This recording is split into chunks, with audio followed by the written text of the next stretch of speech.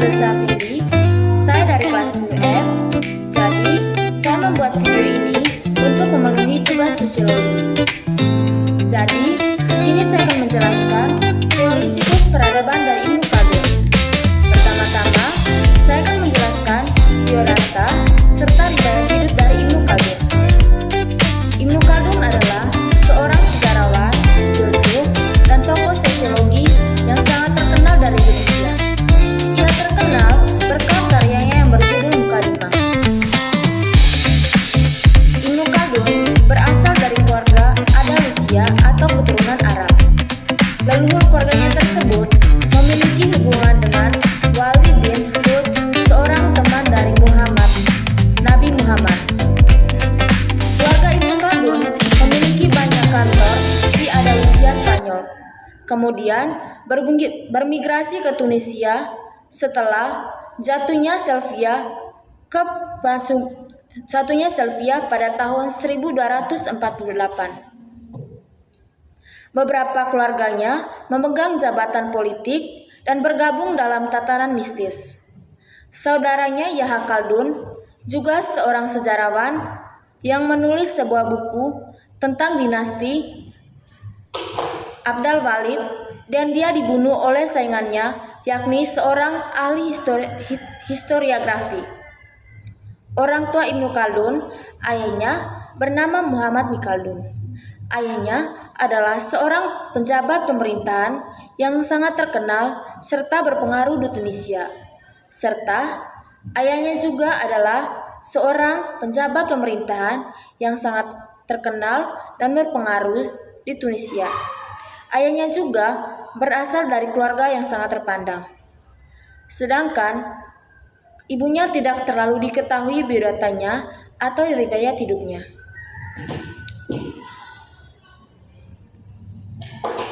Orang tua Ibnu Khaldun meninggal dunia akibat wabah pes hingga melanda kematian orang tuanya. Ibnu Khaldun kehilangan orang tuanya ketika masih remaja, sekitar usia 15 tahun, yang berdampak besar bagi kehidupannya.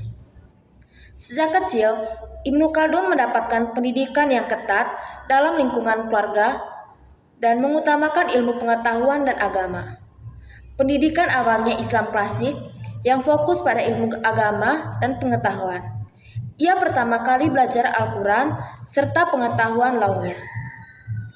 Ibnu Khaldun sendiri dikenal sebagai sosok yang berwawasan luas, berpendidikan tinggi, serta seorang yang sangat berakhlak baik dan bijaksana.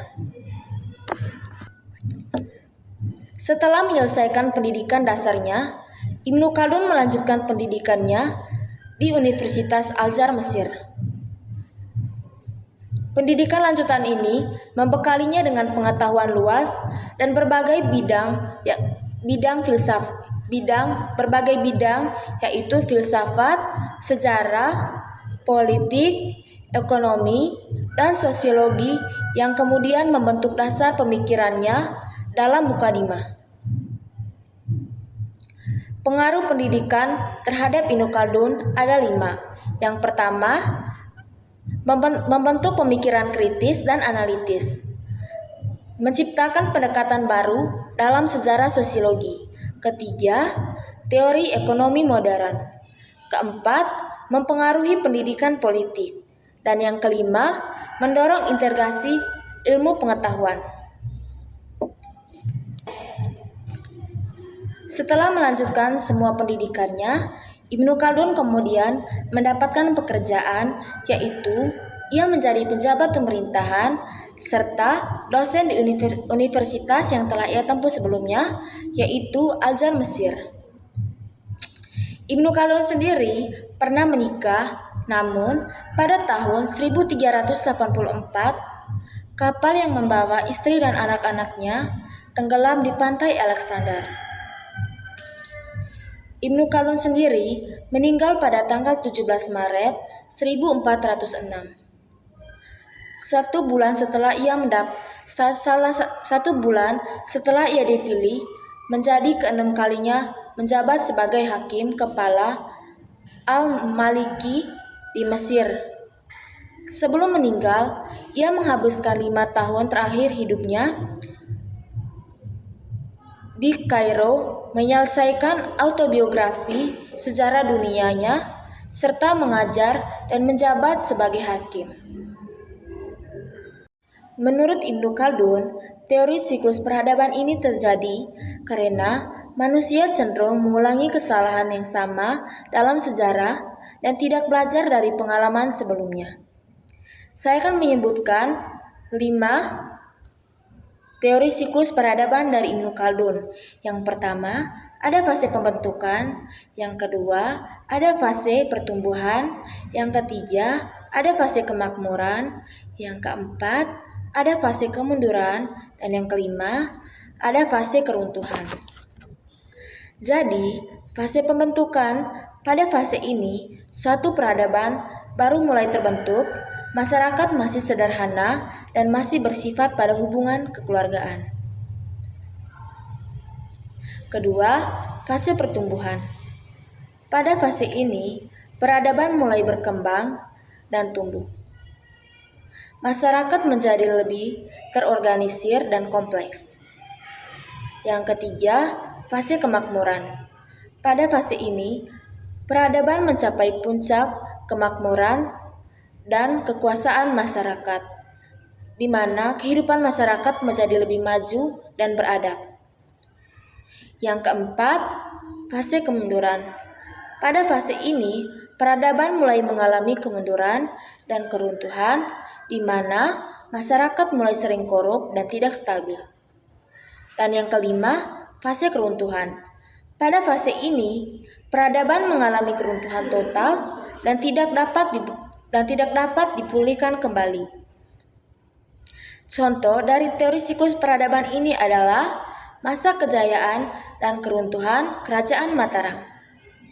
Siklus peradaban dipengaruhi oleh beberapa faktor, di antaranya ada solidaritas sosial. Faktor ini mempengaruhi kemampuan suatu peradaban untuk bersatu dan berkuasa. Yang kedua, kekuasaan faktor ini mempengaruhi kemampuan suatu peradaban untuk mempertahankan kekuasaan dan kemakmuran. Yang ketiga, korupsi.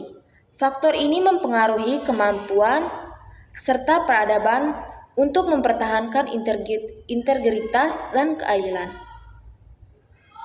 Sekian penjelasan materi dari saya. Semoga materi ini dapat bermanfaat bagi teman-teman. Saya mohon maaf apabila materinya masih kurang jelas dan tepat, serta penjelasan saya yang berbelit-belit, serta ada juga kata-kata yang tidak berkenan di hati para teman sekalian. Saya mohon maaf, sekian dan terima kasih.